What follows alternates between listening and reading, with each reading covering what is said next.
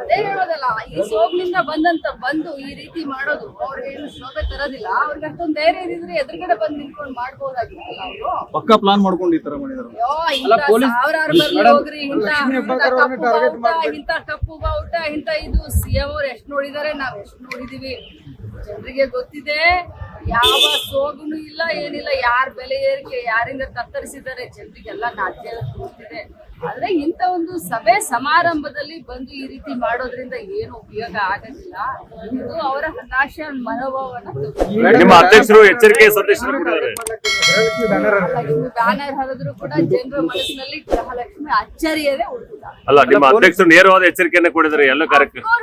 ಅಧ್ಯಕ್ಷರು ನೇರವಾದ ಎಚ್ಚರಿಕೆಯನ್ನ ಅಂತ ಹೇಳಲಿಕ್ಕೆ ಮನವಿಯನ್ನು ಮಾಡಿದ್ದಾರೆ, ನೇರವಾದ ಎಚ್ಚರಿಕೆಯನ್ನು ಮಾಡಿದ್ದಾರೆ. ಯಾಕಂದ್ರೆ ಅವ್ರಿಗೆ ಎಷ್ಟು ಕಾರ್ಯಕರ್ತರು ಇದಾರೋ ಅಷ್ಟೇ ಕಾರ್ಯಕರ್ತರ ಪಡೆ ಕಾಂಗ್ರೆಸ್ ಇದ್ದಾರೆ, ಕಾಂಗ್ರೆಸ್ ಪಕ್ಷಕ್ಕೆ ಅಭಿಮಾನಿ ಕೂಡ ಇದೆ. ಅವರು ಈ ರೀತಿ ಮಾಡಿದ್ದಾರೆ, ನಮಗೂ ಕೂಡ ಮಾಡ್ಲಿಕ್ಕೆ ಇದೆ. ಮುಯಿಗೆ ಎಲ್ಲರಿಗೂ ಇದ್ದೇ ಇದೆ. ಶಾಂತಿಯುತವಾಗಿ ನಡೀತಾ ಇರುವಂತ ಕಾರ್ಯಕ್ರಮಕ್ಕೆ ಈ ರೀತಿ ಬಂದು ಅವ್ರು ಮಾಡಿದ್ದಾರೆ. ಯಾಕೆ ನಾಳೆ ನಮ್ಮ ಕಾರ್ಯಕರ್ತರು ಅವ್ರ ಕಾರ್ಯಕ್ರಮಕ್ಕೆ ನುಗ್ಲಿಕ್ಕೆ ಆಗೋದಿಲ್ಲ. ನಮಗೂ ಶಕ್ತಿ ಇದೆ, ನಮಗೂ ಮಾಡುವಂತ ದಾರಿಗಳು ನೂರಾರು.